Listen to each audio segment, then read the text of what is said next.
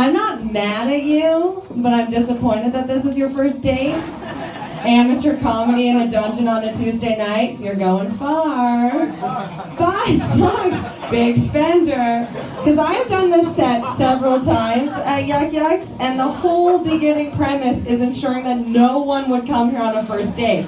So I'm like, oh, who here's on a first date? Pause. I'm like, you're all smarter than me, because I also came here on my first date with my boyfriend. But like, no one else ever does, so I have that. You know, it's like, oh, whatever, you ruined it, it's fine. I hope you have a long life together. Because my boyfriend and I also decided Yuks would be a romantic spot for our first date. We came on a Saturday, which is slightly classier, to be fair. And so we walked in, and they sit you on the weekend, again, classier. And they were like, are you here on a first date? I was like, can you tell how desperate I am just by looking at me? Yes, it's a first date. Don't ruin it for me. They're like, we would never. We'll sit you at our most romantic table. I assumed it was like right over here, so we could maybe French. I don't know what's gonna happen. It was right here.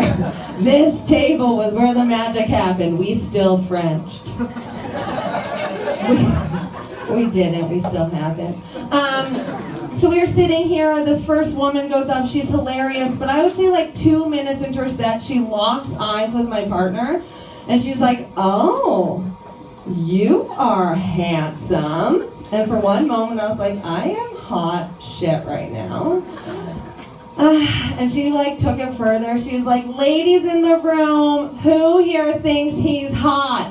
And I swear to God, it went like, it was like, wah! And just people freaked. The woman behind me was like, oh my God, he looks like Superman! And I was like, I first was laughing. He kind of does look like Superman. It's a humble brag, it's fine. But then it like started to click in my head what was going to happen next. And the comedian looked at me, and I looked at her, and with my eyes, I was like, oh God, please no. And she's like, oh God, yes. And so she calms the crowd down, because that's how rowdy they got. She's like, ladies, pull it together. And then she goes, okay, but who here would date this pretty lady? Silence. Yeah, you knew where that was going. I'm not going to be insulted by that. Thank you. So dead silence for, I would say, like 45 seconds until this man sitting at the back, I'm just checking if he's here, he usually is. He's not. He like just takes pity on me, and from the back he's like, well, if no one else will, I guess. I feel pretty, you know, so pretty, I feel pretty. So we've now been together for 6 years. Thank you. No, I know everyone's surprised. I'll show you pictures after. Come find me. And it would be fine if it didn't keep happening. We recently went to Jamaica last month. And we went for a swim, and we're walking back to our hotel, and I'm like 10 feet behind my boyfriend, because you know how some people can walk in sand and some people can't? I'm one of the cannot. So he's like strutting, and I'm like, oh my God, sand! And so he's like 10 feet from me, and I watch this thing happen where these two girls are laying on their beach chairs, and one of them sees my boyfriend, and her jaw just opens, and she's like, oh my God. And then she does this thing, and I think she was trying to be subtle, but just, I'm going to quiz the audience. Option 1 of subtlety is being like, hey, 2 o'clock, over there. Option 2 is to just hit your friend's back and do this.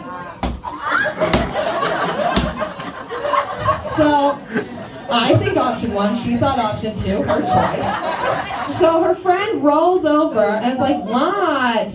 Then she sees my boyfriend and she goes, oh my God, yum. So by this point I am laughing, and I've completely stopped. One, to rest, sand really tires me out.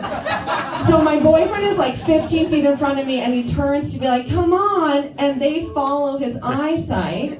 And after trying so hard to be subtle, they follow his eyesight, and one of them so loudly after seeing me goes, what the fuck? Thanks for that. It's okay, let's talk about it. One, I was really offended because I was wearing my sexiest tankini. But then, I was like, I kind of get it, because this thing happens to my hair when I go swimming. That I'm going to show you, and I don't show many people.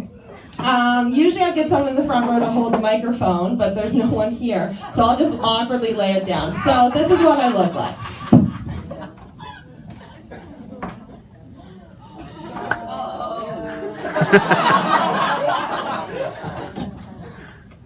In my spare time, I'm an impersonator for Weird Al.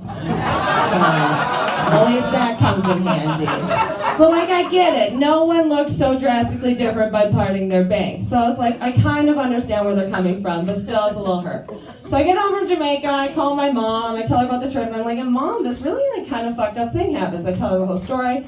I'm expecting her to be like, you're beautiful, as I expect all of you to do as you leave tonight, thank you. Or right now, thank you. And so, this is the best crowd. And so I tell her this whole thing, da-da-da-da. I finish the story, and she goes, Sweetie, if I'm being honest, if I didn't know you, I would say the same thing. I'm like, how can you've always known me. Like, what does that even mean? I really shouldn't be surprised because for my high school graduation, my mom got me laser hair removal. Because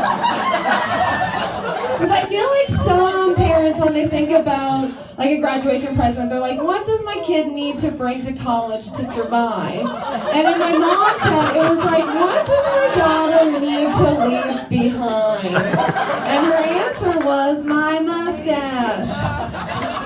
And I pushed back, because I'm like an independent woman who has a hairy face and I'm fine with it.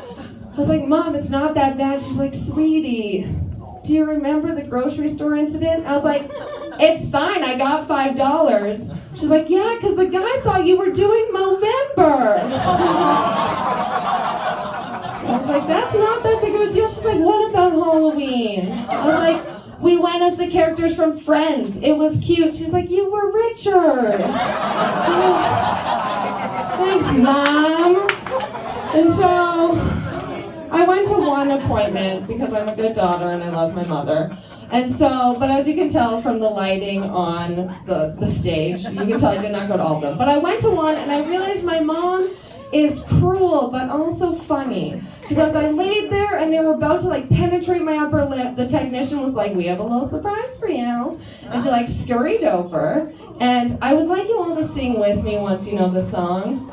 Because my mom thought to call ahead to this like laser hair removal place to make sure that as soon as they hit my mustache, the following song came on the radio or the speakers, and join in. As we go on, we remember all the